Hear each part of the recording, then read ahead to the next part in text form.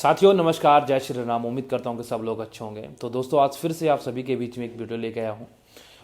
Video जो होने वाली दोस्तों वीडियो नर्सिंग भर्तियों से संबंधित होने वाली है। और जैसे आप सभी को विदित है कि हमने कुछ आरटीआई लगाई थी कि किस कॉलेज में कितनी नर्सिंग अधिकारियों की पदें रिक्त हैं, तो उसी के चलते हमारे पास एक आरटीआई की रिपोर्ट प्राप्त हुई है। जो आरटीआई की रिपोर्ट प्राप्त हुई है वो राजकीय मेडिकल कॉलेज हल्द्वानी की हुई है। और इसमें कुछ हम अभी आपको विस्तार में बताएंगे कितने रिक्त पदें अभी खाली हैं। और अभी एक इसके चलते मुझे अभी पता चला था कि पिथौरागढ़ में केवल 19 ही पदें सरकारी हैं, परमानेंट हैं, बाकी सारे आउटसोर्स से भरे गए हैं। और आउटसोर्स से भरे गए हैं अर्थात उन पदों पर भी भर्तियां निकलेंगी, वो पद भी काउंट होंगे। तो उसी के चलते खैर उसके बारे में अभी डिटेल पता नहीं है, लेकिन मुझे आरटीआई लगा रखी मैंने उसके बारे में भी। तो जैसे मुझे आरटीआई की रिपोर्ट मुझे प्राप्त होगी तो आप सभी लोगों के सम्मुख रहूँगा मैं। तो दोस्तों जैसे आप सभी को मैं बताना चाहता हूँ कि राजकीय मेडिकल कॉलेज हल्द्वानी की आरटीआई रिपोर्ट प्राप्त हुई है, तो उसमें हम चलते दिखाते हैं। स्टाफ नर्स की स्वीकृत पद 310 हैं, जिसमें कार्यरत 264 हैं और उपनल से 15 हैं और टोटल रिक्त पद 31 हैं। दूसरा है स्पेशलिटी की अगर बात करूं मैं, सुपर स्पेशलिटी विभाग हेतु 10 सुपर स्पेशलिटी विभाग हेतु 10 हैं और जिसमें रिक्त पद 10 के 10 ही हो गए। दूसरी बात, आउटसोर्स के 12 पदें जो खाली हैं उनमें 1 यूनिट हेतु आउटसोर्स में स्वीकृत पद जो 12 पद हैं 1 यूनिट में, उसमें आउटसोर्स के माध्यम से भरे, तो आउटसोर्स से भरे गए हैं वो पद भी कहीं ना कहीं अभी इस भर्ती प्रणाली में, इस भर्ती के माध्यम से उजागर होंगी।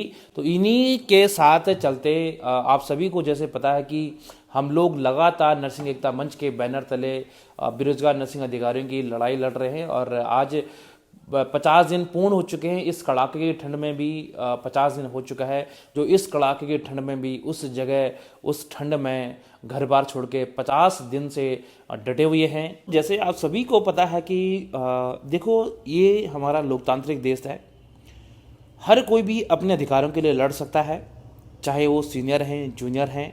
हमारा अधिकार है कि सीनियरों के लिए लड़ना, क्योंकि सीनियरों के लिए लड़ना इसलिए सही है। बहुत सारे लोगों के कमेंट आ रहे हैं, बहुत सारे लोग गलत गलत टिप्पणियां कर रहे हैं। हम सीनियरों का पक्ष इसलिए लेते हैं क्योंकि जब आप किसी पेशेंट को ट्रीटमेंट देने जाते हो, जब आप किसी पेशेंट को उपचार प्रदान करते हो, तो उसमें आपका अनुभव मैटर करता है, ना कि आपका अंक तालिका। अगर आप 100 में से 99 अंक प्राप्त कर लिया आपने, लेकिन आपका क्लिनिकल जो अनुभव है वो ठीक नहीं है, तो पेशेंट को, जो भी तमाम मरीज हैं, मरीजों को अंग तालिका से, मरीज को अंग से कोई मतलब नहीं है। और मरीज को मतलब है सिर्फ उनको एक एक्सपीरियंस होना चाहिए। देखो दोस्तों, जितने भी नर्सेस हैं, ऐसा नहीं है कि कोई फर्जी नर्स हैं, कोई ऐसा कुछ नहीं है। तमाम बेरोजगार नर्सिंग साथियों ने, सभी नर्सों ने, चाहे जूनियर हैं सीनियर, सभी ने कोर्स कर रखा। जेएनएम बीएससी नर्सिंग दोनों कोर्स किए हुए हैं। कोर्स करने के बाद 10 साल तक उनकी पढ़ाई छूट चुकी है, उनको अनुभव अच्छा खासा। तो इसलिए हम लोग चाह रहे हैं कि इस भर्ती को वर्षवार के तहत पे कराएं। और क्योंकि कहीं ना कहीं अनुभव बहुत ही ज़्यादा मैटर करता है, बहुत ही ज़्यादा इम्पोर्टेंट है मरीज के स्वास्थ्य के लिए। अब बहुत सारे हमारे पास अभी उदाहरण आते हैं कि जो तमाम जूनियर भाई बहनें, कैमरा लगाना नहीं आता उनको, 10 जगह प्री कर लेते हैं। इंजेक्शन लगाना नहीं आता, इंजेक्शन उल्टा सीधा लगा लेते हैं। अभी हमको एक रिसेंटली पता चला था, एक फॉलिश डाले थे किसी फीमेल का, उसने गलत जगह डाल दिया फॉलिश। तब जाके उसने कंप्लेन करी, पेन हो रहा करके।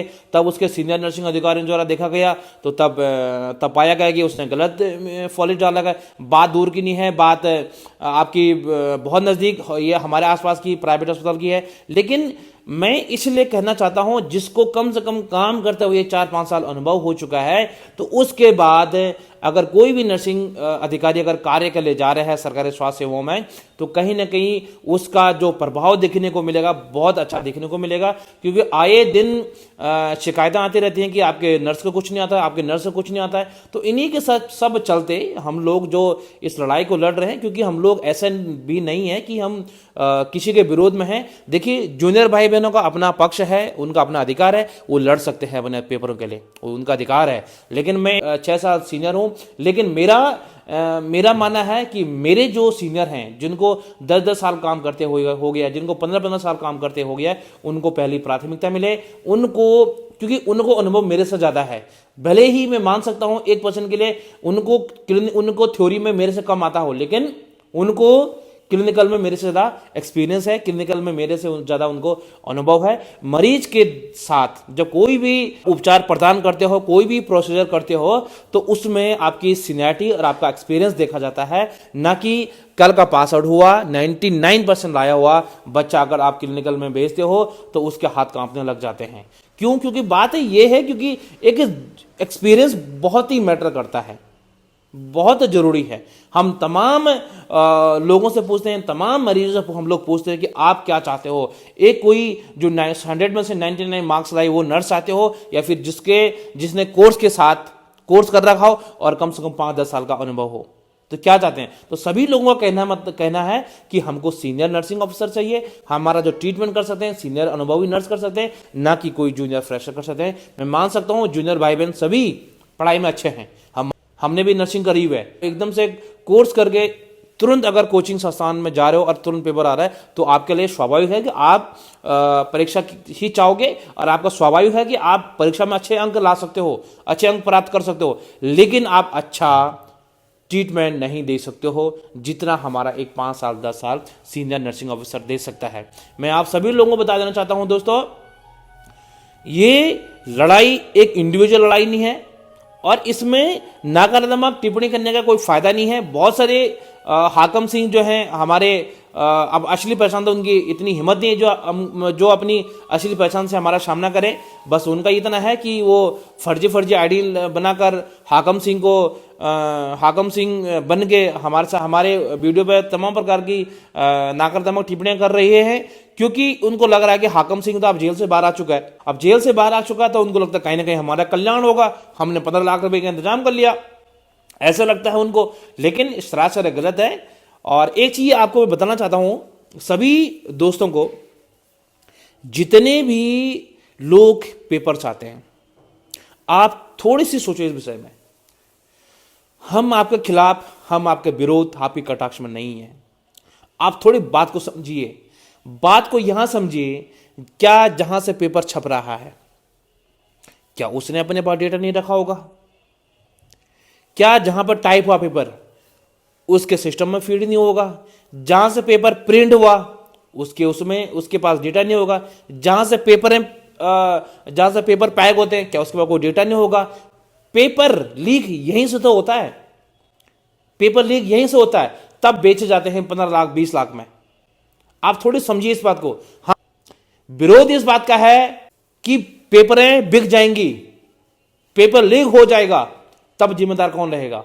आप सभी लोगों को बता देना चाहता हूं कि पेपर लीक की संभावनाएं बहुत ज्यादा हैं, इसलिए हम इसका विरोध करते हैं, इसलिए हम इसका कटाक्ष करते हैं। मैं आप सभी लोगों को बता देना चाहता हूं भर्ती वर्षवार इसलिए भी जरूरी है, एक तो हमारे तमाम जो उत्तराखंड के आम जनमानस है उनको भी अच्छे स्वास्थ्य सेवाएं मिलेगी सरकारी अस्पतालों में। उसी के साथ साथ जब भर्तियां होगी सीनियरिटी वाइज, उसमें किसी का भी पैसों का हेरफेर या फिर किसी भी प्रकार की धांधलीबाजी, किसी भी प्रकार की घोटालाबाजी बिल्कुल नहीं होगी।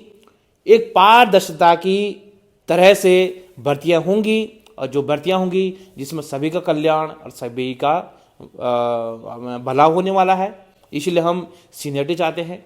और उम्मीद करता हूं कि आपको ये इन्फॉर्मेशन अच्छी लगी हो। अगर आपको इन्फॉर्मेशन अच्छी लगी तो दोस्तों आप अधिक से अधिक इस वीडियो को शेयर करें, ताकि तमाम उत्तराखंड में बेरोजगार नर्सिंग साथियों तक वीडियो पहुंचे। तो दोस्तों आपका दिन मंगलमय हो, धर्म की जय हो, अधर्म का नाश हो।